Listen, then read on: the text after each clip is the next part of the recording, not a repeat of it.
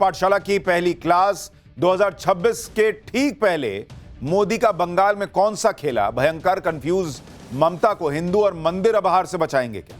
मुसलमान बंगाल के ओवैसी के साथ इधर मोदी ने घुसपैठियों को लेकर क्या पूछ लिया जो ममता को भारी पड़ जाएगा क्या? बाबरी वर्सेस ममता के मंदिर बंगाल चुनाव के ठीक पहले ममता बनर्जी ने गजब का ब्लंडर कर दिया है क्या? सबसे पहले बंगाल के चुनावों से जुड़ा यह चैप्टर खोल रहा हूं।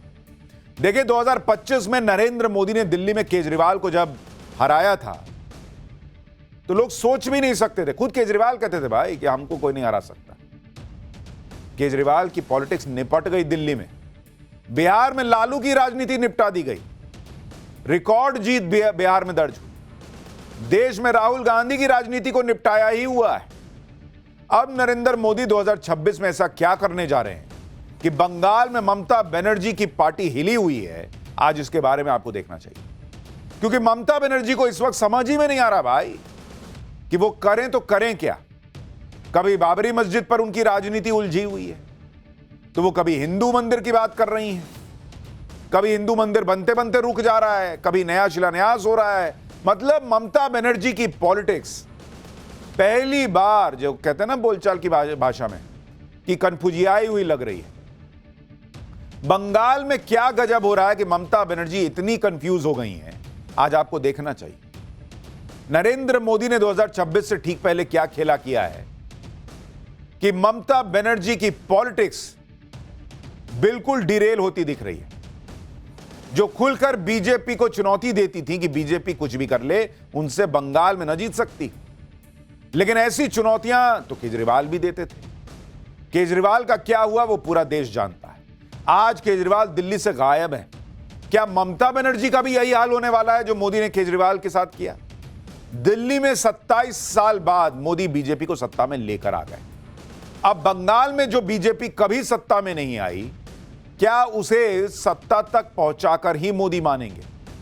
कैसे साल बदलने से पहले, 2026 के शुरू होने से पहले, नरेंद्र मोदी ने बंगाल को एक बड़ा मिशन बना दिया है। वहां क्या ऐसा हो रहा है कि ममता बनर्जी ब्लंडर पर ब्लंडर करती चली जा रही है? आज आपको यह पॉलिटिक्स देखनी और समझनी चाहिए। लेकिन पहले जो आज हुआ है उसका एक ट्रेलर देखिए।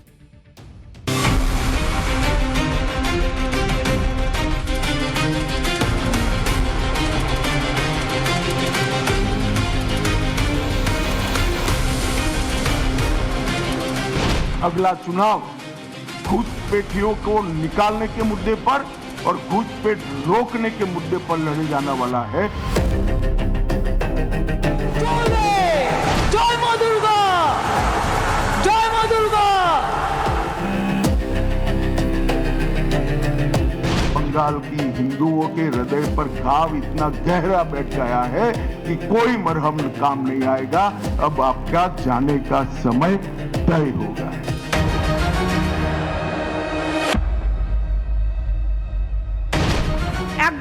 একজন দুঃশাসন এসছেন বাংলায়। ভোট আসলে দুর্যোধন আর দুঃশাসনরা আসেন।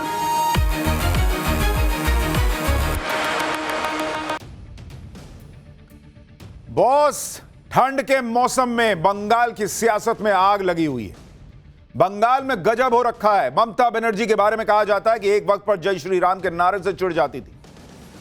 गाड़ी गुजर रही है, कोई जय श्री राम बोल दे तो गाड़ी रोक के क्या बोला, कौन बोला जय श्री राम जी, ऐसे चिढ़ जाती थी। उनके सामने जय श्री राम के नारे लग जाएं तो गाड़ी रोककर भिड़ जाती थी।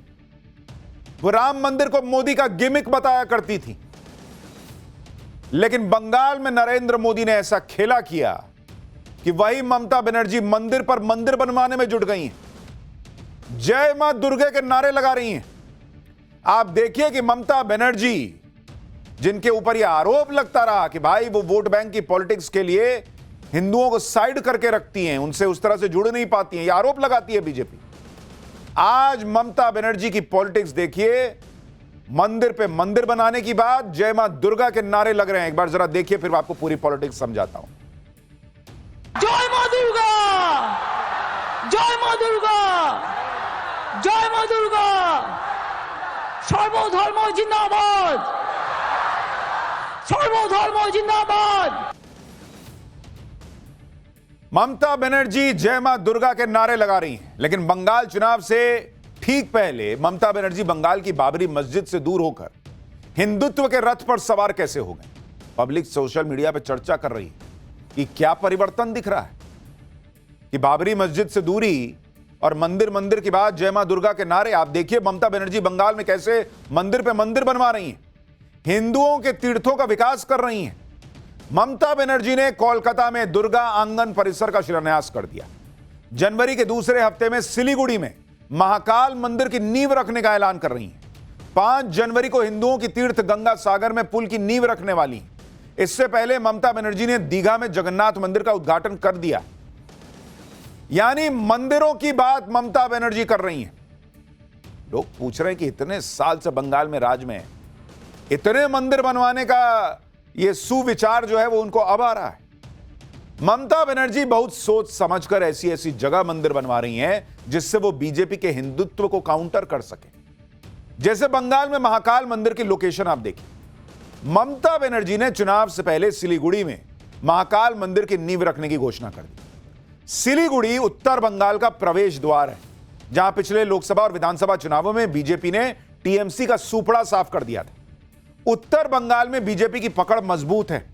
इसकी बड़ी वजह वहां का पहाड़ी समुदाय, आदिवासी और गोरखा समुदाय के लोग हैं। भगवान महाकाल पहाड़ी समुदाय, गोरखाओं और उत्तर बंगाल के आदिवासियों को आराध्य हैं। ऐसे में माना जा रहा है कि मुख्यमंत्री ममता बनर्जी चुनाव से पहले महाकाल मंदिर की नींव रखकर उन्हें साधना चाहती हैं। यानी बीजेपी को जो हिंदू कंसोलिडेट होकर वोट कर रहा बंगाल में, उस हिंदू के जरिए ममता बनर्जी इस बार अपनी कुर्सी बचाना चाहती है। ममता बनर्जी ये सब तब कर रही हैं जब बंगाल में बाबरी का बड़ा शोर है। बंगाल की बाबरी मस्जिद पर नोट बरस रहे हैं। बंगाल का मुसलमान बाबरी के नाम पर एकजुट हो रहा है। ममता बनर्जी को भी उम्मीद नहीं रही होगी कि बाबरी के नाम पर बंगाल में इस तरह से मुसलमान एक्टिव हो जाएंगे और इससे ममता का बना बनाया वोट बैंक, जिसकी तरफ कोई देख भी नहीं सकता, ऐसा माहौल था, उसमें सेंध लगने के कयास लगने लगेंगे। यह ममता बनर्जी सोच भी नहीं सकती। और इसीलिए सवाल उठ रहा है कि क्या ममता बनर्जी को यह दिखने लगा है कि मुसलमान वोट इस बार हो सकता है एक मुश्त ना पड़े, इसलिए थोड़ा हिंदू को भी सेट करके रखना पड़ेगा। क्या इसीलिए ममता बनर्जी अचानक मंदिर मंदिर कर रही हैं? बंगाल में तो ममता बनर्जी ने सब कुछ सेट करके रखा हुआ था, लेकिन बाबरी वाला मामला ममता के लिए आउट ऑफ सिलेबस हो गया। ममता बनर्जी को अब यह चिंता होने लगी है कि अगर मुसलमान बाबरी के नाम पर बंगाल के ओवैसी के साथ खड़ा हो गया और बंगाल के ओवैसी को हैदराबाद वाले ओवैसी का साथ मिल गया, तो फिर ममता के लिए बंगाल का किला बचाना मुश्किल हो जाएगा। क्योंकि मुसलमान अब तक एक तरफा, एक मुश्त भर के ममता बनर्जी को वोट देता था। लेकिन लोग कह रहे हैं, जानकार कह रहे हैं कि ममता बनर्जी आज की डेट में कंफ्यूज दिख रही हैं। वो समझ नहीं पा रही हैं कि कितना हिंदू की तरफ जाऊं, कितना मुसलमान की तरफ जाऊं। वो अपने बिखरते मुस्लिम वोट बैंक को संभालें या हिंदू वोट के पीछे जाएं, ममता बनर्जी कंफ्यूजी आई हुई हैं। और इसी में आप देखिए कि जय श्री राम के नारे को बीजेपी का नारा मानने वाली ममता बनर्जी अब बंगाल में मंदिर और हिंदुओं के लिए बड़े बड़े काम कर रही। जो ममता बनर्जी मुसलमानों को यह भरोसा दे रही थी कि दीदी के बंगाल में मोदी का वक्फ कानून नहीं आएगा तो नहीं आएगा, उस बंगाल में वक्फ कानून लागू करने का फरमान जारी हो चुका है। बंगाल में जिस 27% मुस्लिम वोट बैंक को ममता बनर्जी अपनी पार्टी का फिक्स्ड वोट बैंक मानती आई, उन्हीं मुसलमानों की बाबरी मस्जिद से ममता बनर्जी ने मुंह फेर लिया। लेकिन कैसे यह सब करके ममता बनर्जी ने खुद ही ब्लंडर कर दिया है, वो आपको आगे समझाऊंगा। लेकिन पहले देखिए कि बंगाल की पॉलिटिक्स को नरेंद्र मोदी कहां ले जा रहे हैं। क्योंकि पीएम मोदी को हिंदुत्व की पिच पर जाकर हराने की रणनीति राहुल गांधी एक बार कर चुके हैं और उनको भारी पड़ गई थी। गुजरात में साल 2017 में विधानसभा चुनाव हुए थे। उस चुनाव में राहुल गांधी ने गुजरात में मंदिर मंदिर घूम घूम के परिक्रमा की थी, बहुत चक्कर काटे, लेकिन राहुल गांधी के सॉफ्ट हिंदुत्व का कोई फायदा ना हुआ। गुजरात में कांग्रेस फिर सत्ता से बाहर हो गई। अब ममता बनर्जी के लिए कहा जा रहा है कि वो भी वही राह अपना रही हैं। नरेंद्र मोदी को उस पिच पर चैलेंज करने चली हैं जहां पर नरेंद्र मोदी ने 11 साल और इससे पहले गुजरात में अपने आप को स्टैब्लिश किया है कि वो हिंदुत्व की बात करने से पीछे नहीं हटते। इसलिए पश्चिम बंगाल के दौरे पर पहुंचे अमित शाह ने भी कह दिया कि अब मंदिर मंदिर करने से कुछ ना होगा, हिंदुओं को जो चोट पहुंची है उसका हिसाब होकर रहेगा। सुनिए नरेंद्र मोदी के सिपह सलार अमित शाह ने बंगाल में रहकर नरेंद्र मोदी का कौन सा मैसेज पहुंचा दिया है। साम्प्रदायिक तुष्टीकरण को इस राज्य सरकार ने अपनी नीति के रूप में स्वीकार कर लिया है। अब मरहम लगाने का प्रयास हो रहा है, मैं सुबह से देख रहा हूं, मगर अब मरहम लगाने से कुछ नहीं होता है। हृदय पर, बंगाल की हिंदुओं के हृदय पर घाव इतना गहरा बैठ गया है कि कोई मरहम काम नहीं आएगा। अब आपका जाने का समय तय हो गया है। यहां तक इंतहा कर दी। यानी मैसेज क्लियर है। नरेंद्र मोदी बंगाल के लोगों को याद दिला रहे हैं कि भाई ये अब हिंदू की बात हो रही है, इसके पहले हिंदुओं को जख्म मिले। बंगाल में पोस्ट पोल वायलेंस में क्या हुआ था लोग भूल थोड़ी गए होंगे। अमित शाह कह रहे हैं, भाई अमित शाह साहब कह रहे हैं कि ममता बनर्जी का मंदिर बनवाना हिंदुओं के जख्मों पर मरहम लगाने का प्रयास है, लेकिन बहुत देर हो गई। दरअसल बंगाल में बीजेपी हिंदुओं के साथ भेदभाव के मुद्दे पर ही ममता बनर्जी को घेरती आई। बंगाल में बीजेपी ने इसे ही सबसे बड़ा मुद्दा बनाया हुआ है। ममता बनर्जी पर मुहर्रम की वजह से दुर्गा पूजा विसर्जन पर रोक लगाने के आरोप लग चुके हैं। जय श्री राम के नारे को लगाने वालों को हिरासत में लेने के आरोप लग चुके हैं। महाकुंभ को मृत्यु का कुंभ बताने का बवाल हो चुका है। ममता बनर्जी के इसी तरह के बयानों को लेकर सालों से बीजेपी ने ममता बनर्जी की हिंदू विरोधी छवि बनाकर रखी है। अब अचानक से ममता बनर्जी मंदिर बनवाकर उस छवि को तोड़ने का प्रयास कर रही है। ममता के मंदिर बनाने पर बीजेपी ममता बनर्जी को घेर रही है। चर्चा हो रही है कि क्या ममता बनर्जी को समझ में आ गया है कि इस बार बंगाल में हिंदू का वोट कंसोलिडेट हो जाएगा और बीजेपी की तरफ चला जाएगा। बीजेपी के आरोपों का ममता बनर्जी भी जवाब दे रही है। कह रही है कि मुझ पर तुष्टीकरण के आरोप लगाए जाते हैं, लेकिन मैं किसी का तुष्टीकरण नहीं करती। मैं सच्ची सेक्युलर हूं। आप मुझे ऐसा कोई धर्म नहीं दिखा सकते जिसके कार्यक्रम में मैं ना जाती। ममता बनर्जी ने कहा कि जब वो गुरुद्वारे जाती हैं तो सिर ढकती हैं, तो फिर रोजा के दौरान ऐसा करने पर आपत्ति क्यों होती है। मंदिर के कार्यक्रम में शामिल होने पर ममता बनर्जी ने कहा कि वो यहां आई हैं इसलिए शॉल ओढ़े हुई हैं, क्योंकि धार्मिक कार्यक्रमों में हिंदू महिलाएं भी घूंघट या सिर ढकती हैं। यही हमारी संस्कृति है। हर धर्म के अपने नियम होते हैं। ममता बनर्जी ने बंगाल में बाबरी मस्जिद से मुंह फेरने का जो आरोप उन पर लग रहा है, उसके बीच ये सब किया है। वो बैक टू बैक मंदिर बनवा रही हैं और फिर चाह रही हैं कि लोग उन्हें सच्चा सेक्युलर माने। यही ममता बनर्जी की पॉलिटिक्स का कंफ्यूजन है। लोग कह रहे हैं कि भाई अगर आपको इतना सबके साथ रहना है तो बाबरी से मुंह क्यों मोड़ रही हैं, उस व्यक्ति को पार्टी से क्यों निकाल रही हैं, उन पर एक्शन क्यों हो रहा है। अगर सेक्युलर है तो बाबरी के साथ भी खड़े होइए। मंदिर बनवाने की बात हो रही है तो बाबरी की बात क्यों नहीं कर रही हैं आप कि बाबरी भी बनवाऊंगी। यही ममता बनर्जी का कंफ्यूजन दिखाता है। ममता बनर्जी की दुविधा यह है कि बंगाल के ओवैसी हुमायूं कबीर ने खुद को बंगाल के मुसलमानों का नया नेता घोषित कर दिया। एक तरफ बंगाल के मुसलमानों का ध्रुवीकरण बंगाल के ओवैसी की तरफ हो रहा है, तो दूसरी तरफ हिंदू वोट नरेंद्र मोदी के नाम पर एकजुट हो रहा है। ऐसे में ममता बनर्जी के हाथ से मुसलमान वोट भी चला जाएगा और हिंदू वोट भी नहीं बचेगा तो उनकी कुर्सी संकट में आ जाएगी। ऐसे में ममता बनर्जी की टेंशन घटाने का मोर्चा उनके भतीजे और टीएमसी सांसद अभिषेक बनर्जी ने संभाल लिया। अभिषेक बनर्जी ने बंगाल के ओवैसी हुमायूं कबीर को मंदिर मस्जिद की पॉलिटिक्स छोड़ने की नसीहत दी है। सुनिए अभिषेक बनर्जी की नसीहत और उस पर बंगाल के ओवैसी हुमायूं कबीर का जवाब। आप मंदिर बनाइए, मस्जिद बनाइए, गुरुद्वारा बनाइए, चर्च बनाइए, राजनीति छोड़ दीजिए। अगर आप पॉलिटिक्स कर रहे हैं, जनता की सेवा आपका एक लक्ष्य होना चाहिए। वो राजनीति तो पूरा है। वो पहले जगन्नाथ मंदिर बनाया, तो अभिषेक को बोलना चाहते हैं जो आपको किसी के पहले ये सब छोड़ने दीजिए, ये सब छोड़ा नहीं, ये बाकी सब बात आपको मान लूंगी। कोई क्या हिंदू वोट पाने के लिए, क्योंकि अब आप बाबरी मस्जिद बना रहे हैं, मुस्लिम वोट आपकी तरफ चला जाएगा, तो क्या हिंदू वोट पाने के लिए दुर्गा आंगन बनाया जा रहा है? तो जितना ही दुर्गा आंगन बनाइए, जितना ही मंदिर बनाइए, जितना ही वो दुर्गा पूजा में सहायता दे रही, वो अगले दिन चुनाव हारेगी। भाई अभिषेक बनर्जी कह रहे हैं कि आप मंदिर बनाइए, मस्जिद बनाइए, गुरुद्वारा बनाइए, चर्च बनाइए, पॉलिटिक्स छोड़ दीजिए अगर यही सब करना है तो। बाबरी मस्जिद बनाने वाले को अगर बाबरी मस्जिद बनानी है, मुसलमानों के सहयोग से बनानी है, तो वो पॉलिटिक्स छोड़ दे। तो फिर ममता बनर्जी को भी बोलिए वो भी तो कह रही है यहां मंदिर बनाऊंगी, वहां मंदिर बनाऊंगी। तो ममता बनर्जी को बोले अभिषेक बनर्जी कि आप भी पॉलिटिक्स छोड़ दीजिए, बाबरी मस्जिद बनाने वाला पॉलिटिक्स छोड़ दे। यही बंगाल के मुसलमानों को इस वक्त बीजेपी दिखा रही है कि देखो ये लोग कैसे मुसलमान से दूर जा रहे हैं।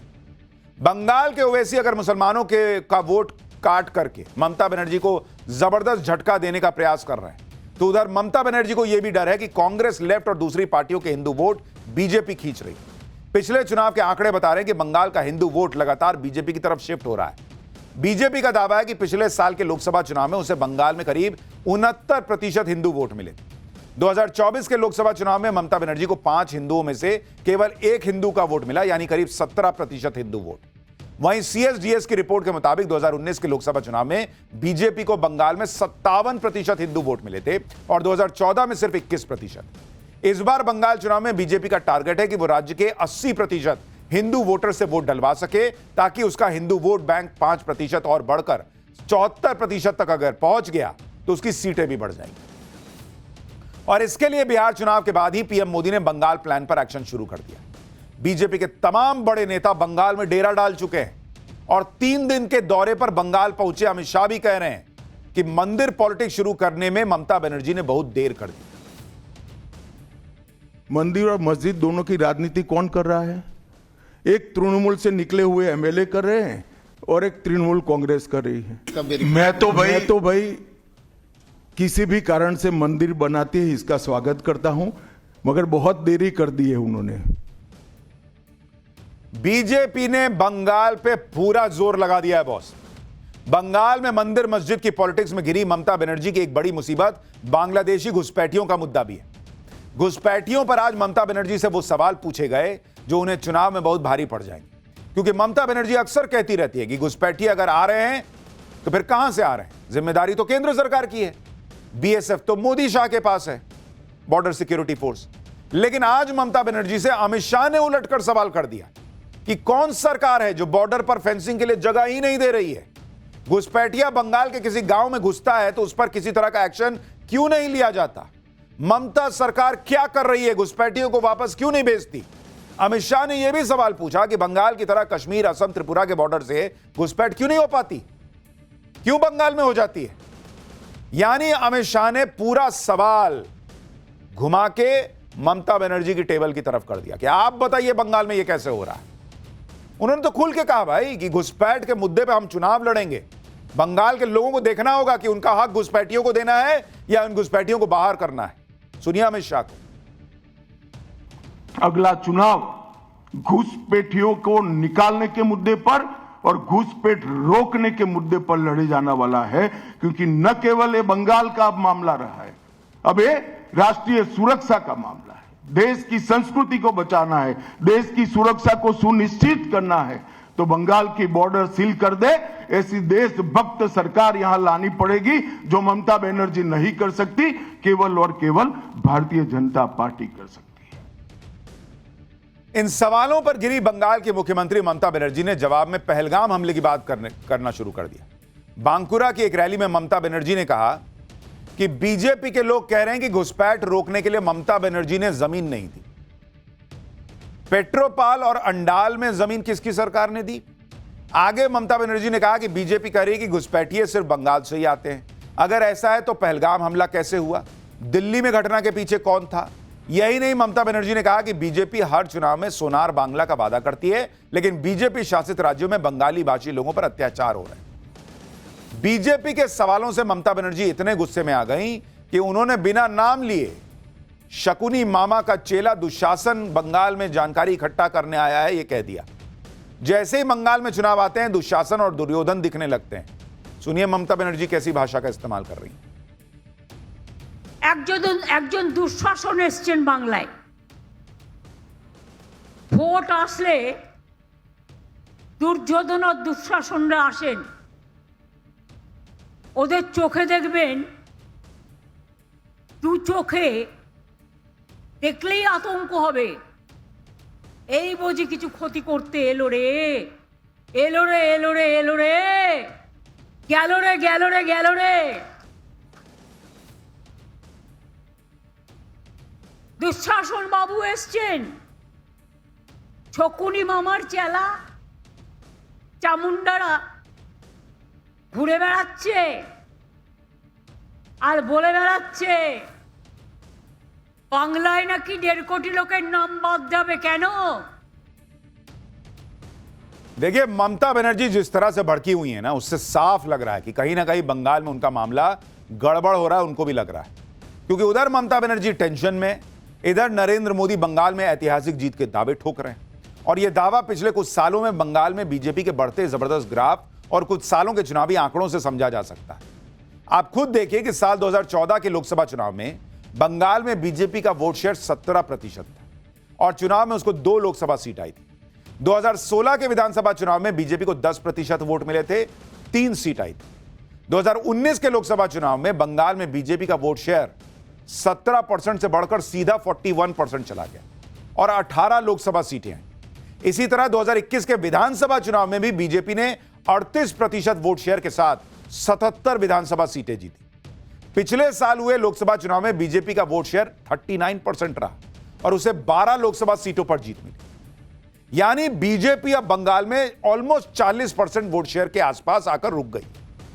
अगर हिंदू वोट कंसोलिडेट हुआ और ममता का वोट, जो मुसलमानों का एक मुश्त वोट मिलता था, वो टूट गया, बट गया, बिखर गया, तो बंगाल में इस बार खेला हो सकता है।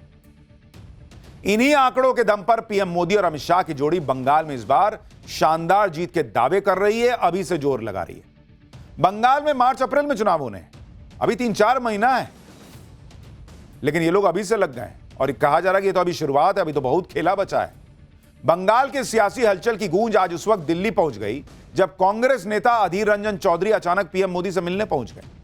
अधीर रंजन चौधरी को लेकर अटकलों का बाजार इसलिए गर्म हो गया है क्योंकि कई मीडिया रिपोर्ट्स में उनकी कांग्रेस से नाराजगी के दावे किए जा चुके हैं और पिछले साल लोकसभा चुनाव में मिली हार के बाद उन्हें हाशिए पर बताया जा रहा है।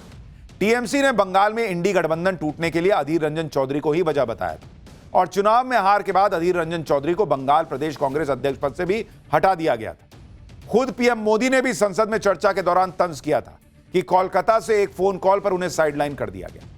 ऐसे में पीएम मोदी के साथ अधीर रंजन चौधरी की मुलाकात को लेकर कई तरह की अटकलें लगने लगी, जिन पर अधीर रंजन चौधरी को ही विराम लगाना पड़ा और उन्होंने बताया कि बंगाली प्रवासियों के मुद्दे पर उन्होंने मुलाकात का वक्त मांगा था, मुलाकात हो गई। सुनिए अधीर रंजन चौधरी। तो इसलिए मैं प्रधानमंत्री जी को अपॉइंटमेंट मांगी और इत्तेफाक से मिल भी गए और चले भी गए। इसमें इधर उधर की कोई बात नहीं है भाई साहब, घुमा फिरा के कोई दर्शाने की कोई जरूरत नहीं है। तो बंगाल में अभी खेला और तेज होगा और यह भी मान के चलिए कि जब दिल्ली नरेंद्र मोदी ने जीत लिया, बंगाल बिहार जीत लिया, उसके पहले महाराष्ट्र हरियाणा जीत लिया, तो अब पूरा फोकस उस किले पर है जिसको बीजेपी चाहकर भी नहीं गिरा पा रही और वो है बंगाल का किला। पाठशाला में अब अगला चैप्टर जिसमें आपको दिखाऊंगा पुतिन पर हमला, चीन अलग अटैक की तैयारी में। भाई मोदी की मार से पाकिस्तान को बचाने वाला ही नहीं बचा क्या? रूस भयंकर गुस्से में है, 2 मुस्लिम देश आपस में भिड़ गए हैं। 2026 में भयंकर युद्ध का धमाका होने वाला है क्या? अब इसका चैप्टर 2026 में मोदी पाकिस्तान के साथ क्या करने वाले हैं, इसे लेकर पाकिस्तान में भयंकर खौफ अभी से चल रहा है। लेकिन मुनीर के लिए नई आफत तब आ गई जब दुनिया में नए युद्ध के मोर्चे खुल गए। कैसे पाकिस्तान को मोदी का नया भारत मारेगा और कोई बचाने भी नहीं आएगा, आज इसके बारे में आपको बताऊंगा। क्योंकि आप देखिए कि 2025 में दुनिया ने कई युद्ध देखे, रूस यूक्रेन वाला तो चल ही रहा है, भारत ने पाकिस्तान को ऑपरेशन सिंदूर में गजब फोड़ा, इजराइल हमास की जंग हुई, लेकिन 2025 खत्म होने से पहले जंग का ऐसा ट्रेलर दिखा है जिसने 2026 में क्या होने वाला है इसकी झलक दिखा दी है। भाई साल 2025 खत्म होने से पहले पीएम मोदी के दोस्त पुतिन के घर पे हमला हो गया और हमले का शक यूक्रेन पर जताया जा रहा है। पीएम मोदी जो रूस यूक्रेन युद्ध को बातचीत से खत्म करने की बात कर रहे हैं, वो भी हमले से हैरान रह गए भाई कि पुतिन के घर पे हमला हो गया। पीएम मोदी भी अपने दोस्त पुतिन के घर पर हुए हमले को लेकर टेंशन में। पुतिन के घर पर हमले के बाद रूस यूक्रेन युद्ध भयंकर मोड़ ले रहा है, जिससे ट्रंप अलग हैरान परेशान है। रूस यूक्रेन युद्ध से दुनिया पहले से ही परेशान थी, लेकिन 2026 तो और धमाकेदार होने वाला है। 2026 की शुरुआत में ही दुनिया में कई युद्ध भड़क सकते हैं। भाई आप देखिए, चीन ने ताइवान को 7 तरफ से घेर लिया है। ताइवान के पास चीन मिलिट्री ड्रिल कर रहा है। चीन कभी भी ताइवान पर अटैक कर सकता है कहा जा रहा है। उधर 2 मुस्लिम देशों के बीच झड़प हो रही है। सऊदी अरब और यूएई के बीच तनाव बढ़ गया है। सऊदी अरब ने यूएई समर्थित गुट पर हमला कर दिया है। इधर पुतिन पर हमले के बाद रूस अलग गुस्से में है। रूस के न्यूक्लियर हमले की आशंका बढ़ गई है। साथ ही 2026 में ऑपरेशन सिंदूर पार्ट 2 होगा और भारत जो है वो पाकिस्तान को फोड़ेगा, पीओके लाएगा, ऐसी भी चर्चाएं हैं। यानी दुनिया में कई नई कॉन्फ्लिक्ट एरिया तैयार हो रहे हैं। कई देशों के बीच तनाव बढ़ रहा है और 2026 में कई और युद्ध भड़क सकते हैं। इन युद्धों के बारे में आपको समझना होगा। भारत की भूमिका क्या होगी, पाकिस्तान पर क्या एक्शन होगा, यह सब बताऊंगा, लेकिन पहले ट्रेलर देखिए।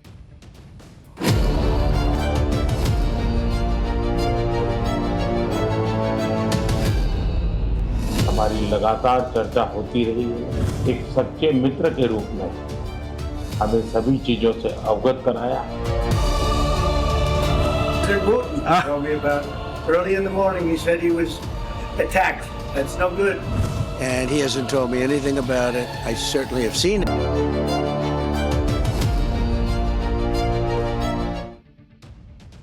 दुनिया में जो नए युद्ध शुरू हो सकते हैं वो आपको बताऊंगा, लेकिन उससे पहले वो खबर जिसने दुनिया के होश उड़ा दिए। रूस और यूक्रेन का युद्ध रुकवाने की कोशिश के बीच ऐसा कांड हुआ जिससे न्यूक्लियर अटैक का खतरा बढ़ गया है। 29 दिसंबर यानी कल रात को रूस के राष्ट्रपति पुतिन के घर पर हमला कर दिया गया। इसकी पुष्टि खुद रूस ने की है। इस हमले में आरोप यूक्रेन पर लग रहा है। पुतिन दुनिया के सबसे शक्तिशाली नेताओं में से एक हैं और उनके घर पर हमला कोई छोटी घटना नहीं है। इस हमले के बाद रूस गुस्से से तिलमिला गया। वहीं ट्रंप अलग हैरान परेशान है कि यह क्या हो रहा है भाई। प्रधानमंत्री मोदी भी पूरी घटना पर नजर बनाए हुए हैं। पुतिन के घर पर हुए हमले का आरोप रूस ने यूक्रेन पर लगाया है। रूस के विदेश मंत्री ने कहा कि यूक्रेन ने रात में 91 लंबी दूरी के यूएवी से रूस के नोवगोराद इलाके में पुतिन के सरकारी आवास पर हमला किया। रूस के एयर डिफेंस ने सभी यूएवी को इंटरसेप्ट करके उन्हें नष्ट कर दिया। इस हमले में किसी भी तरह का कोई नुकसान नहीं हुआ है, लेकिन हमले के बाद अब यूक्रेन पीस डील पर रूस दोबारा विचार करेगा। आपको पुतिन के घर की सैटेलाइट इमेजेस दिखा रहा हूं। यह तस्वीर नोवगोराद इलाके में पुतिन के घर की है, जो बहुत बड़े एरिया में फैला हुआ है। इसी घर पर ड्रोन से हमला किया गया, जिसे नाकाम कर दिया गया। पुतिन के घर पर हमले से रूस भयंकर गुस्से में, और इस हमले का जवाब रूस कैसे देगा, इसको लेकर दुनिया टेंशन में। पुतिन के घर पर हुए हमले से पीएम मोदी भी चिंतित है। पीएम मोदी और पुतिन के बीच काफी अच्छे संबंध हैं। दोनों की दोस्ती पुरानी और गहरी है। हाल ही में जब पुतिन भारत आए थे तो पीएम मोदी के साथ उनकी कार में बैठक हुई थी। पुतिन के घर पर हुए हमले पर पीएम मोदी ने चिंता जताते हुए कहा कि रूस के राष्ट्रपति के घर हमले की खबरें बेहद चिंताजनक है। चल रहे राजनयिक प्रयास दुश्मनी को खत्म करने और शांति हासिल करने का सबसे कारगर तरीका है। हम सभी संबंधित पक्षों से आग्रह करते हैं कि वो इन कोशिशों पर ध्यान दें, ऐसे किसी भी प्रयास से बचें जो इसे कमजोर कर सकते हैं। पुतिन के घर पर हुए हमले के बाद यूक्रेन में भी खौफ का माहौल है। यूक्रेन को भी रूस के बदले का डर सता रहा है, इसलिए यूक्रेन ने फौरन इस हमले से पल्ला झाड़ लिया। यूक्रेन ने पुतिन के घर पर हुए हमले पर कहा कि रूस के आरोप झूठे और बेबुनियाद हैं। रूस इस तरह के झूठ पहले भी बोलता रहा है। इस हमले का मकसद क्रेमलिन को यूक्रेन पर हमले जारी रखने का बहाना देना है। जेलेंस्की ने कहा कि रूस पहले ही कीव में सरकारी इमारतों को निशाना बनाता रहा है।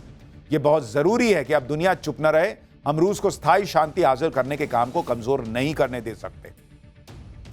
यानी जेलेंस्की ने उल्टा रूस पर डाल दिया कि लोग झूठे बोल रहे हैं।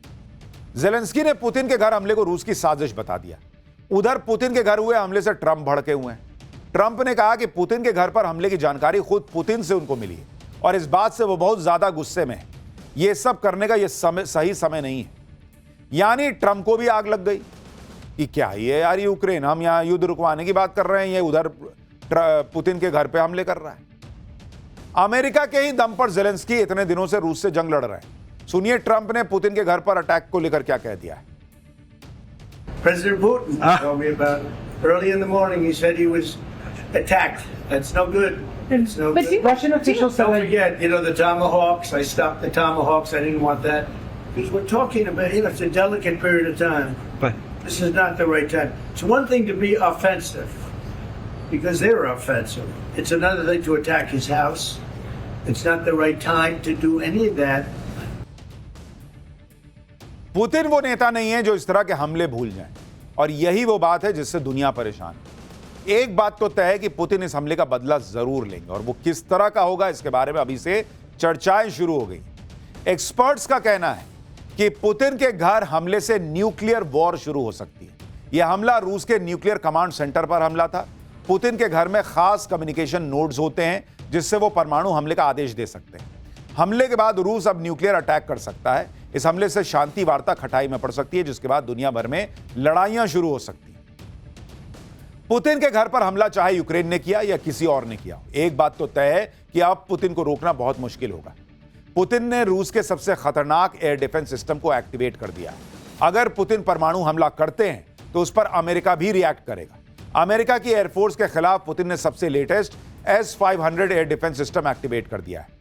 आप देखिए कि S-500 सबसे ताकतवर और बेहद खतरनाक एयर डिफेंस सिस्टम है। इसे 5th जनरेशन फाइटर जेट और हाइपरसोनिक मिसाइलों को रोकने के लिए बनाया गया है। S-500 अमेरिका के स्टील्थ जेट F-22, F-35 और बैलिस्टिक मिसाइलों को भी गिरा सकता है। S-500 अपने टारगेट को 600 किलोमीटर पहले एंगेज कर लेता है और 500 किलोमीटर पहले मार गिराता है।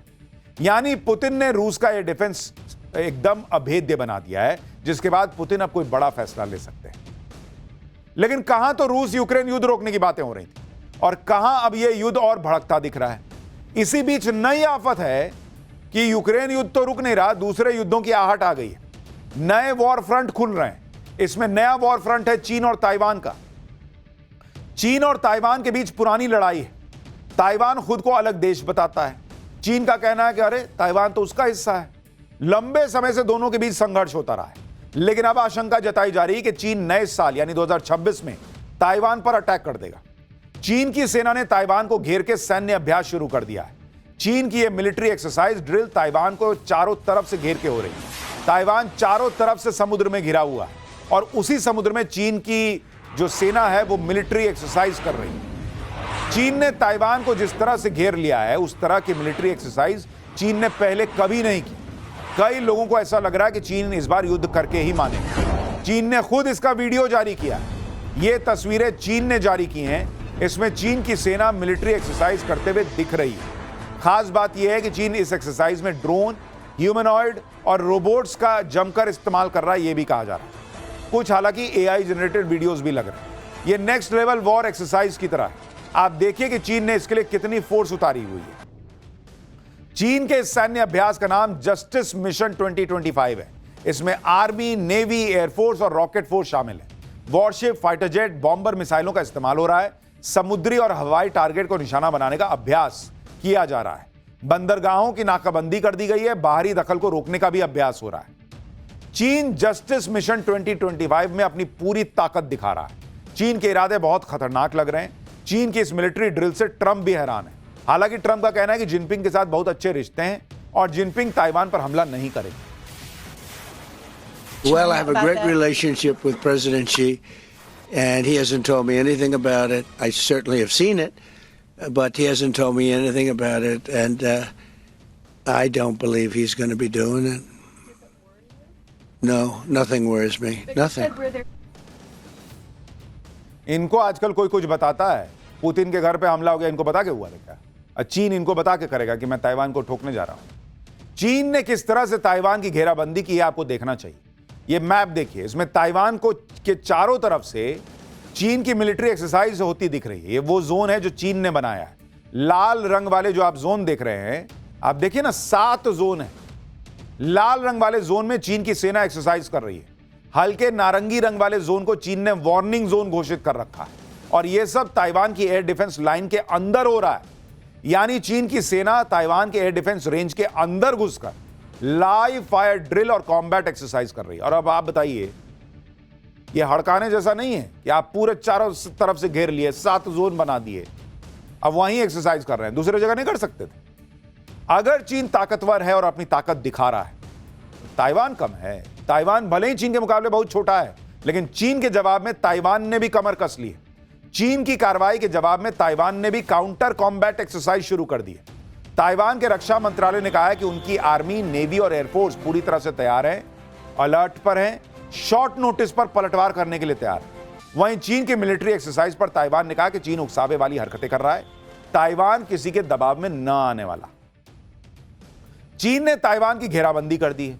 पूरा फोकस उसका ताइवान पर है और इसी बात से पाकिस्तान की हालत खराब हो रही है। भाई, पाकिस्तान अभी तक ऑपरेशन सिंदूर में हुई पिटाई को भूला थोड़ी है ऑपरेशन सिंदूर के दौरान चीन ने पाकिस्तान की मदद की थी। अब यह अलग बात है कि चाइनीज हथियारों के बाद भी पाकिस्तान बुरी तरह से पिटा। अब चीन ने अगर अपना नया फ्रंट खोल लिया, वो ताइवान के खिलाफ अग्रेसिव हो रहा है, चीन की सेना भी ताइवान को घेर रही है, और अगर वहां युद्ध हो गया तो मुनीर और शहबाज को डर सता रहा है कि अगर भारत ऑपरेशन सिंदूर पार्ट 2 एक्टिवेट करेगा तो पाकिस्तान के साथ कोई खड़ा होगा भी या नहीं होगा, क्योंकि पीएम मोदी कह चुके कि ऑपरेशन सिंदूर तो स्थगित है, बंद तो हुआ नहीं। यानी भारत 2026 में कहीं ऑपरेशन सिंदूर 2 शुरू कर देगा, इसको लेकर पूरी आशंका है। भारत के टारगेट पर पीओके और वहां के आतंकी ठिकाने हैं। पाकिस्तान को डर है कि भारत कहीं पीओके पर हमला न कर दे। ताइवान में उलझा चीन भी पाकिस्तान की मदद नहीं कर पाएगा। अच्छा, मुनीर और शहबाज का सबसे बड़ा डर यह है कि अगर चीन ने मदद नहीं की तो क्या होगा। मुनीर तो पहले से इतना डरा हुआ है कि बुलेट प्रूफ जैकेट पहन के घूम रहा है। शहबाज भी अपने लिए बंकर का इंतजाम कर चुके होंगे, क्योंकि भाई राष्ट्रपति वहां के कहते हैं कि बंकर में छुपने की नौबत आ गई थी जब पार्ट 1 हुआ था। अच्छा, पाकिस्तान के लिए आफत सिर्फ यह नहीं कि इस समय चीन उलझा हुआ है। पाकिस्तान के लिए आफत यह है कि जिन अमीर मुस्लिम देशों के पास भिखमंगा पाकिस्तान कटोरा लेके भीख मांगने जाता है, वो अमीर मुस्लिम देश भी आपस में भिड़ रहे हैं। इस वक्त 2 मुस्लिम देश सऊदी अरब और यूएई आपस में भिड़ गए और इनके बीच में पाकिस्तान पिस रहा है। पाकिस्तान की मुश्किल बताऊंगा, लेकिन पहले सऊदी अरब और यूएई के बीच लड़ाई क्यों है वो समझिए। 2026 में जो नए युद्ध भड़क सकते हैं उसमें सऊदी अरब और यूएई की लड़ाई भी हो सकती है। सऊदी अरब ने यमन में यूएई के समर्थन वाले गुट के हथियारों की खेप पर हमला कर दिया। सऊदी अरब ने जो हमला किया, ये उसकी सैटेलाइट तस्वीरें हैं। इसमें एक बंदरगाह है, इसमें एक बंदरगाह पर शिप से कुछ गाड़ियां उतर रही हैं। सऊदी अरब का आरोप है कि शिप में हथियारों की खेप आई थी, जिसे उसने बम से उड़ा दिया। सऊदी अरब ने यह हमला यमन के मुकल्ला में किया, जो एक पोर्ट सिटी। हमले के बाद वहां तबाही के निशान साफ देखे जा सकते हैं। सऊदी अरब और यूएई के बीच टकराव की वजह यमन है। यमन के हूती विद्रोहियों के खिलाफ सऊदी अरब लगातार कार्रवाई कर रहा है। यमन में हूती विद्रोहियों का एक गुट सर्दर्न ट्रांजिशनल काउंसिल यानी एसटीसी, जिसे यूएई का समर्थन है। सऊदी अरब का कहना है कि एसटीसी के लिए यूएई ने हथियार भेजे थे, जो सऊदी अरब के लिए खतरा है। इस वजह से सऊदी अरब ने हथियारों की खेप पर हमला कर दिया। इसी के साथ सऊदी अरब ने यूएई को 24 घंटे के अंदर यमन से अपने सैनिकों को हटाने की चेतावनी भी दे दी। वहीं यूएई ने कहा कि जिस खेप पर हमला किया गया उसमें तो उसका हथियार ही नहीं था। इसके बाद दोनों के बीच तनाव बढ़ गया है कि काहे फोड़ दिए जब मेरा हथियार नहीं था। वो कह रहा तुम अपना सैनिक हटाओ। सऊदी अरब और यूएई के बीच जंग जैसे हालात पर पाकिस्तान फंस गया, क्योंकि दोनों ही मुस्लिम देश हैं। पाकिस्तान इन दोनों से भीख मांगता है। अब मुनीर एंड गैंग के सामने दिक्कत यह है कि वो समर्थन किसका करेगा। सऊदी अरब का करेगा तो यूएई बुरा मान जाएगा, यूएई का करेगा तो सऊदी अरब नाराज हो जाएगा। यानी आप देखिए कि एक तरफ पुतिन भयंकर गुस्से में है, चीन ताइवान के बीच कभी भी कुछ भी हो सकता है, 2 मुस्लिम देश आपस में भिड़ रहे हैं। यानी नए साल में धमाकों की पूरी रेसिपी तैयार हो चुकी है। इधर एक और मुस्लिम देश ईरान में भयंकर प्रोटेस्ट चल रहे हैं। पाकिस्तान के पड़ोस में ईरान की इस्लामिक सरकार के खिलाफ लाखों लोग सड़क पर उतर आए हैं। ईरान में सालों बाद इस तरह की भीड़ सरकार के खिलाफ सड़क पर उतरी है। ईरान में खamenei को सत्ता से हटाने की मांग हो रही है। ईरान का जेन जी भी इस प्रोटेस्ट में बढ़ चढ़कर हिस्सा ले रहा है। इन सब का कहना है कि खamenei की नीतियों की वजह से ईरान की इकोनॉमी डूब रही है। ईरान में महंगाई दर 42% से ज्यादा है। खाने पीने की रोजमर्रा की चीजें महंगी हो रही हैं। लोगों में इस कदर गुस्सा है कि वो पुलिस के लाठीचार्ज के बाद भी पीछे नहीं हट रहे। पुलिस आंसू गैस के गोले दाग रही है। गुस्साई भीड़ उसके बाद भी नारेबाजी कर रही है। कुल मिलाकर ईरान में पब्लिक ने सरकार के खिलाफ जंग छेड़ दी। तो भैया दुनिया में 2026 में बहुत उठापटक होगी ऐसा लग रहा है। लेकिन भैया उठापटक तो सोने और चांदी के दाम में भी हो रही है। अगला चैप्टर देखिए, ऐसा क्या हुआ कि सोना चांदी दोनों के रेट गजब गिरने लगे हैं। 2026 में और कीमत गिरेगी क्या? गोल्ड, चांदी या शेयर मार्केट 2026 में कौन करोड़पति बनाएगा? क्या खबर आ रही है अब इसका चैप्टर। सोने और चांदी के दाम ने इस साल रिकॉर्ड बना दिया और उसकी उम्मीद किसी को नहीं थी। अब कई लोगों को लग रहा है कि उनकी गाड़ी छूट गई। सोच रहे हैं काश जब रेट कम था तब खरीद लिया होता। सोने और चांदी के दाम अभी तक रॉकेट बने हुए थे, लेकिन साल खत्म होते होते सोने और चांदी ने ऐसा गोता लगाया कि लोगों के होश उड़ रहे हैं।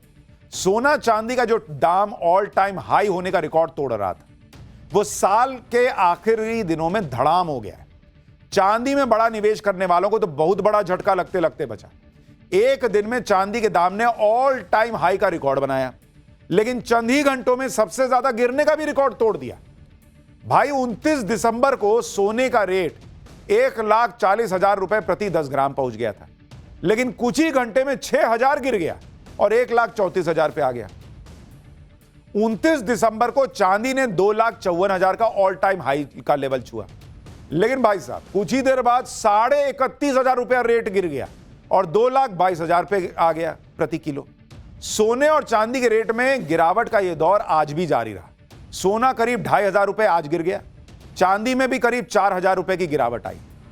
अब पब्लिक पैनिक में कि जिसको देखो वही सोना चांदी खरीद रहा था, अब कल ये तो गिरे जा रहे हैं। चांदी के इतिहास में पहली बार इतनी बड़ी गिरावट देखी गई। जिन लोगों ने सोने चांदी में मोटा इन्वेस्ट कर रखा था उन्हें अब बेचैनी हो रही है कि लेवल आया, ये 2026 में क्या होगा, पैसा जाने वाला है क्या। सोने और चांदी के दाम में जो गिरावट आई है उसके बाद वो लोग सोच में पड़ गए हैं जो लोग 2026 में सोना और चांदी में निवेश करने की सोच रहे हैं। अभी तक कहा जा रहा था कि सोने के दाम तो 1.5 लाख पहुंच जाएंगे, चांदी खरीदने वाला तो एकदम माला माल हो जाएगा, सोने और चांदी में अभी जिसने पैसा नहीं लगाया वो हाथ मलता रह जाएगा, ऐसी बातें हो रही थी। लेकिन बड़े बड़े मार्केट एक्सपर्ट और रिपोर्ट जो कह रहे थे वो तो 2025 में ही फेल हो गया। सोने और चांदी की कीमतों में अचानक क्यों गिरावट आई है पहले वो समझ लीजिए। एक्सपर्ट्स की माने तो इस गिरावट की मुख्य वजह इन्वेस्टर्स की तरफ से की गई भारी मुनाफा वसूली को माना जा रहा है। बाजार में लंबे समय से जारी तेजी के बाद जैसे ही कीमतों ने एक खास स्तर को पार किया, बड़े इन्वेस्टर्स ने मार्केट से अपना मुनाफा निकालना शुरू कर दिया। भाई रिकॉर्ड चढ़ा तो लोगों ने कहा बेचो, यही सही समय है, निकाल लो पैसा। अब उन्होंने बेचना शुरू किया तो गिर गया धप से दाम। इसके अलावा चीन की नई नीतियां भी दाम में गिरावट का कारण मानी जा रही हैं। चीन 1 जनवरी से चांदी के निर्यात पर कड़े प्रतिबंध लगाने जा रहा है। इसके लिए एक सरकारी लाइसेंसिंग व्यवस्था लागू की जा रही है। चीन के इस फैसले से दुनिया भर में चांदी की सप्लाई को लेकर चिंता बढ़ गई है। कीमतों में आई इस गिरावट के पीछे अंतर्राष्ट्रीय राजनीति के बदलते समीकरण भी अहम भूमिका निभा रहे हैं। ट्रंप ने संकेत दिए हैं कि रूस यूक्रेन युद्ध खत्म करने के लिए समझौते पर बातचीत आगे बढ़ चुकी है। युद्ध खत्म होने की खबर से सुरक्षित निवेश के तौर पर सोने और चांदी की मांग में कमी आई। इसके साथ ही अमेरिका के CME ग्रुप ने चांदी के कारोबार के लिए मार्जिन की सीमा $20,000 से बढ़ाकर $25,000 कर दी। इस फैसले के चलते ट्रेडर्स के लिए चांदी में दांव लगाना महंगा हो गया। यानी दुनिया में जो स्थिति बन रही है उसके बाद लोगों के मन में सवाल है कि क्या अभी भी सोना चांदी खरीदना है या हो गया इनका काम अब ना खरीदना। 2026 में दाम गिरेंगे कि बढ़ेंगे। अमेरिका के फाइनेंशियल सर्विसेज के एक्सपर्ट्स ने तो सोने चांदी के दाम में आई तेजी को लेकर चेतावनी भी दी थी। उनका कहना था कि सोने चांदी के दाम की यह रफ्तार अब पैराबोलिक स्टेज में पहुंच चुकी है। पैराबोलिक स्टेज का मतलब होता है कि कीमतें बहुत कम समय में असामान्य और लगभग सीधी रेखा में ऊपर भागने लगती हैं। पैराबोलिक स्टेज का अंत सिर्फ एक ही तरह से होता है, बराबर और उल्टी दिशा की तेज प्रक्रिया के साथ। मतलब इससे ऊपर गया और इससे नीचे आएगा। यानी जो पैटर्न दाम बढ़ने में दिखा वही हाल दाम गिरने पर भी हो सकता है। साल के आखिर में सोने और चांदी के दाम ने बड़े इन्वेस्टर्स को भी झटका दे दिया। जो लोग सोना और चांदी में इन्वेस्ट करके कमा रहे हैं उन्हें भी दाम के घटने का अंदाजा नहीं था इस तरह से। हालांकि इसके बाद भी कहा जा रहा है कि यह नुकसान का सौदा नहीं है, क्योंकि मार्केट का पैटर्न और डिमांड सप्लाई की गणित तो कुछ और ही कह रहा है। सोने और चांदी के मार्केट को समझने वाले एक्सपर्ट्स तो अभी भी बड़े बड़े दावे कर रहे हैं। उनकी माने तो सोने और चांदी की डिमांड में अभी भी तेजी है, जिसके आगे भी बने रहने का अनुमान है। ऐसे में 1 किलो चांदी के दाम अगले 1 साल में 2,75,000 रुपए तक जा सकते हैं, यह अभी भी एक्सपर्ट्स को लग रहा है। जबकि सोने के दाम अगले साल में 1.5 लाख रुपए प्रति 10 ग्राम के पार जा सकता है। सोने में निवेश करने को सबसे सुरक्षित निवेश माना जाता रहा है। जब भी दुनिया में युद्ध या कोई और क्राइसिस आता है तब गोल्ड सिल्वर की तरफ लोग भागते हैं। लोग सोना और चांदी जैसी सुरक्षित एसेट्स में निवेश करना चाहते हैं। इससे सोना और चांदी की मांग बढ़ती है, फिर कीमत बढ़ जाती है। इससे पहले के आर्थिक संकट के दौर में सोने की कीमतों में 20 से 50% तक की बढ़त देखी गई थी। अगर 2026 में कोई बड़ा आर्थिक संकट आता है तो एक्सपर्ट्स का अनुमान है कि सोने की कीमत में 25% से 40% की और तेजी आएगी। ऐसे में 10 ग्राम सोने की कीमत आने वाली दिवाली तक अनुमान है एक्सपर्ट्स का कि 1,62,000 से 1,82,000 रुपए के बीच पहुंच सकती है, लेकिन यह सिर्फ अनुमान है। पिछले 1 साल के सोने के रेट आप देखेंगे तो आप भी चौंक जाएंगे। भाई 31 दिसंबर 2024 को 10 ग्राम 24 कैरेट सोना 76,000 रुपए का था भाई, और आज की डेट में 30 दिसंबर को यही सोना 1,34,000 रुपए का हो गया। इस साल अब तक सोने की कीमत 58,000 रुपए यानी 76% बढ़ चुकी है। चांदी के दाम ने तो अलग ही चौंका रखा है। 31 दिसंबर 2024 को 1 किलो चांदी की कीमत 86,000 रुपए थी। भाई साहब ये 2,31,000 पे पहुंच गई। यानी एक साल में चांदी का भाव 1,45,000 रुपए बढ़कर यहां पहुंचा, यानी 169% का ग्रोथ। आप सोना चांदी और शेयर मार्केट से मिले रिटर्न को देखें तो कोई तुलना ही नहीं। पिछले एक साल में चांदी से 140 से 165% का रिटर्न आया है। सोने में जिसने निवेश किया उसको 75 से 80% का रिटर्न मिला है, जबकि निफ्टी 50 में 8 से 10% का रिटर्न आया बॉस। यानी 2025 में शेयर मार्केट को छोड़कर चांदी में निवेश करना ज्यादा फायदे का सौदा रहा, और अगर यही पैटर्न रहा तो 2026 में भी चांदी आपको मालामाल कर सकती है। सोने और चांदी के दामों में पिछले एक साल में जो बढ़ोतरी हुई है वो एकदम से हो गई। सोने के दाम पिछले एक साल में क्यों रॉकेट बन गए वो भी आपको बताता हूं। अमेरिका में ब्याज दर घटाने से डॉलर कमजोर हुआ, सोने की होल्डिंग कॉस्ट कम हुई, इसकी वजह से लोग सोना खरीदने लगे। रूस यूक्रेन युद्ध और दुनिया में तनाव बढ़ने से निवेशक सोने को सबसे सुरक्षित निवेश मानकर खरीदने लगे। चीन जैसे देश अपने रिजर्व बैंक में सोना भरने लगे। साल भर में 900 टन से ज्यादा खरीदारी कर रहे हैं, इसलिए दाम ऊपर चला गया। चांदी के दाम इसलिए बढ़े क्योंकि चांदी अब सिर्फ ज्वेलरी नहीं रही, ये जरूरी कच्चा माल बन गई। सोलर, इलेक्ट्रॉनिक्स, ईवी के प्रोडक्शन में चांदी की भारी डिमांड है। अमेरिकी कंपनियां चांदी का भारी स्टॉक जमा कर रही हैं, जिससे ग्लोबल सप्लाई में कमी से कीमत ऊपर चढ़ गई। प्रोडक्शन रुकने के डर से सभी पहले से चांदी खरीद रहे हैं, इसी वजह से आने वाले महीनों में भी तेजी बनी रहने का अनुमान है। तो सोना चांदी ने 2025 के जाते जाते डाइव तो लगाया है, लेकिन एक्सपर्ट्स का मानना है ये फिर ऊपर जाएंगे, पर आप निवेश सोच समझ के कीजिएगा। पाठशाला में अगला चैप्टर, हवा में उड़कर चलने वाली सुपरफास्ट ट्रेन, गायब हो जाने वाली शिप, 2026 में क्या क्या गजब होने वाला है। एआई का तो ट्रेलर देखा 2025 में, 2026 में आर्टिफिशियल इंटेलिजेंस का धुरंधर वर्जन आने वाला है क्या, अब इसके बारे में आपको बताता हूं। 2026 इनोवेशन का साल होगा। हम इनोवेशन क्रांति के उस दौर से गुजर रहे हैं जहां artificial intelligence, biotechnology, quantum computing में रोज नई रिसर्च हो रही है। अब एआई सिर्फ सॉफ्टवेयर तक सीमित नहीं है बॉस, रोबोटिक्स, ऑटोमेशन, इन सब के साथ मिलकर हमारी जिंदगी का हिस्सा बनता जा रहा है एआई। आप देखिए ऐसा गजब का काम हो रहा है कि अब हवा में उड़ने वाली ट्रेन आ गई है। ऐसी रफ्तार है कि प्लेन और बुलेट ट्रेन को पीछे छोड़ रही है। इतनी स्पीड है कि सामने से गुजर जाए तो लोग सोच सा नहीं पा रहे कि बाप रे बाप क्या निकल गया आंख के सामने। देख रहे हैं, ये एआई से चल रहा वीडियो नहीं है। रोबोट भी अब इतने एडवांस हो गए हैं कि वॉर जोन में सैनिकों की मदद कर रहे हैं, उनकी जान बचा रहे हैं। और अब तो ऐसे सुपर सोल्जर रोबोट आ गए हैं जो युद्ध लड़ेंगे, बंदूक चलाएंगे, दुश्मनों की कब्र खोद देंगे। भारत में तो इनोवेशन पर इतना काम हो रहा है कि चीन और अमेरिका भी हैरान है। भारत ने ऐसा शिप बनाया है जो 2000 साल पुरानी टेक्निक पर आधारित है। इस शिप को तो एडवांस रडार भी ट्रेस नहीं कर सकते। वहीं वैज्ञानिकों ने अंतरिक्ष में बिजली बनाने वाला प्लांट बना लिया है। जब यह पूरी तरह से काम करने लगेगा तो पूरी दुनिया में बिजली की समस्या खत्म हो जाएगी, कहा जा रहा है। आपको नए साल के पहले फ्यूचर की अविश्वसनीय दुनिया में लेकर चलेंगे। कहां ऐसी ऐसी चीजें बन रही हैं जिनके बारे में कोई सोच भी नहीं सकता था। 2026 में क्या ही होने वाला है बताऊंगा। हाईटेक इनोवेशन की रेस में चीन सबसे आगे दिख रहा है। चीन में ऐसे ऐसे काम हो रहे हैं जिससे दुनिया हैरान है। चीन ने ऐसी ट्रेन बनाई है जो सिर्फ 2 सेकंड, मात्र 2 सेकंड में 700 किलोमीटर प्रति घंटे की रफ्तार पकड़ लेती है। यह इतनी तेज है कि सेकंड भर में ही आंख से ओझल हो जाती है। आपने पलक झपकाई, ट्रेन गई। चीन की national university of defence technology के वैज्ञानिकों ने इस सुपरफास्ट ट्रेन का सफल परीक्षण कर लिया है और इसके टेस्ट का आप वीडियो देखिए। करीब 1 टन वजन वाली इस ट्रेन को 400 मीटर लंबे खास ट्रैक पर चलाया गया। टेस्ट के दौरान ट्रेन ने कुछ ही पलों में रिकॉर्ड स्पीड पकड़ ली और फिर उसे सुरक्षित तरीके से रोक भी दिया गया। वैज्ञानिकों का कहना है कि यह अब तक की सबसे तेज super conducting electric maglev train. इससे पहले चीन ने एक और मैगलेव ट्रेन का ट्रायल किया था। दावा किया गया था कि इस ट्रेन ने 5.3 सेकंड में 800 किलोमीटर प्रति घंटे की स्पीड पकड़ ली थी। इस ट्रेन की स्पीड कितनी है उसे ऐसे समझिए कि बीजिंग और शंघाई के बीच 1200 किलोमीटर की दूरी है, जिसे अभी 5.5 घंटे में पूरा किया जाता है। लेकिन मैगलेव ट्रेन से इस दूरी को 1 घंटे 45 मिनट में पूरा किया जा सकेगा। इसे ऐसे समझिए कि जैसे दिल्ली से मुंबई की दूरी करीब 1400 किलोमीटर है। अगर आप मैगलेव ट्रेन से सफर करेंगे तो 2 घंटे में पहुंच जाएंगे। मैग्लेव ट्रेन की खास बात यह है कि यह पटरियों को छूती नहीं है। इसमें लगे ताकतवर मैग्नेट ट्रेन को हल्का सा हवा में उठा देते हैं, ऐसा लगेगा जैसे ट्रेन उड़ रही है, आगे की तरफ धक्का देते हैं। चीन की यह टेक्निक भविष्य की हाइपरलूप ट्रांसपोर्ट की नींव रख सकती है। हाइपरलूप में ट्रेनें वैक्यूम जैसी बंद ट्यूब में बेहद तेज रफ्तार से चलेंगी, जिससे सफर और तेज और सुरक्षित हो जाएगा। यह ट्रेन इतनी स्पीड तक कैसे पहुंचेंगी यह भी आपको बताता हूं।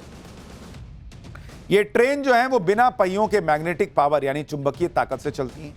ऑटोमेटिक हैं, यानी इसे चलाने के लिए ड्राइवर की जरूरत नहीं होती। ट्रेन के लिए वैक्यूम ट्यूब तैयार किया गया है, जहां हवा का रेजिस्टेंस लगभग शून्य होता है। इससे उच्च तापमान सुपर कंडक्टिंग लेविटेशन टेक्नोलॉजी संभव होती है। मैग्लेव टेक्नोलॉजी चुंबकीय क्षेत्रों का उपयोग करके ट्रेन को पटरियों से ऊपर उठाती है, जिससे फ्रिक्शन कम होता है और ट्रेन को तेज रफ्तार पकड़ने में मदद मिलती है। इसलिए कहा जा रहा है कि यह ट्रेन तो हवा में चलती है। चीन की यह कामयाबी कितनी बड़ी है, इसे ऐसे समझिए कि दुनिया में अभी बहुत कम देश हैं जहां मैग्लेव ट्रेन चल रही है और उस पर काम हो रहा है। चीन मैग्लेव ट्रेन की तकनीक में सबसे आगे है। जापान में भी मैग्लेव तकनीक काफी विकसित है। वहां टेस्ट ट्रैक पर ट्रेन 600 किलोमीटर प्रति घंटे से ज्यादा की स्पीड तक पहुंच चुकी है। टोक्यो और नागोया के बीच मैग्लेव लाइन बनाई जा रही है, हालांकि अभी यह आम यात्रियों के लिए पूरी तरह शुरू नहीं हुई है। दक्षिण कोरिया में इंचियोन एयरपोर्ट के पास एक मैग्लेव ट्रेन चलती है। इसकी रफ्तार ज्यादा नहीं है, लेकिन यह आम लोगों के लिए सर्विस में है। जर्मनी और ब्रिटेन ने सबसे पहले इस तकनीक पर काम किया था, लेकिन दोनों ही देश मैग्लेव ट्रेन नहीं चलती वहां पर। जर्मनी की तकनीक पर ही चीन की पहली मैग्लेव ट्रेन बनी हुई थी। चीन में इस समय सबसे तेज ट्रेन शंघाई मैग्लेव ट्रेन है, जो 300 किलोमीटर प्रति घंटे की स्पीड से चलती है। पहले यह 431 किलोमीटर प्रति घंटा तक जाती थी, लेकिन 2021 से स्पीड कम कर दी गई। दुनिया की एकमात्र commercial high speed maglev train है। आप देखिए कैसे निकल गई। इतनी स्पीड में होने के बाद भी ट्रेन में पता ही नहीं चलता कि ये चल भी रही है। दुनिया में रोज नए इनोवेशन हो रहे हैं, तो भारत ने भविष्य का रास्ता अपने ही इतिहास से खोज लिया। भारत ने ऐसा जहाज बनाया है जो आज 2000 साल पहले इस्तेमाल होता था, उस तकनीक से बना है।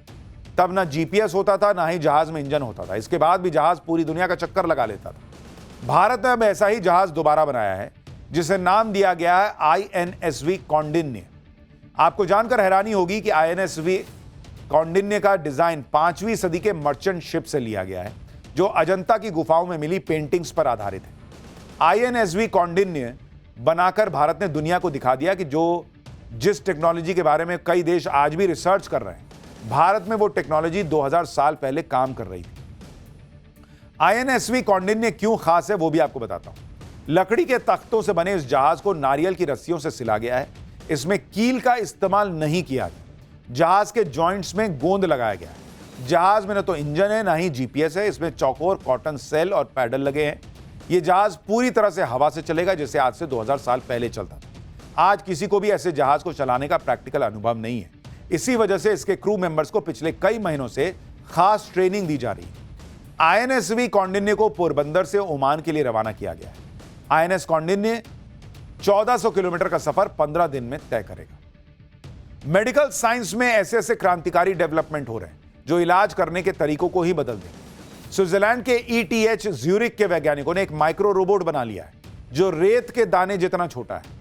इतने छोटे रोबोट को मैग्नेट से कंट्रोल किया जाता है। यह रोबोट इलाज के तरीके को कैसे बदल देगा, अब वो सुनिए। यह रोबोट ट्यूमर और खून के थक्कों तक सीधा दवा पहुंचा देगा। सीधे दवा पहुंचने से कीमोथेरेपी से होने वाले साइड इफेक्ट नहीं होंगे। यह रोबोट स्ट्रोक के थक्कों को घोलने, एन्यूरिज्म का इलाज करने में मददगार हो सकता है।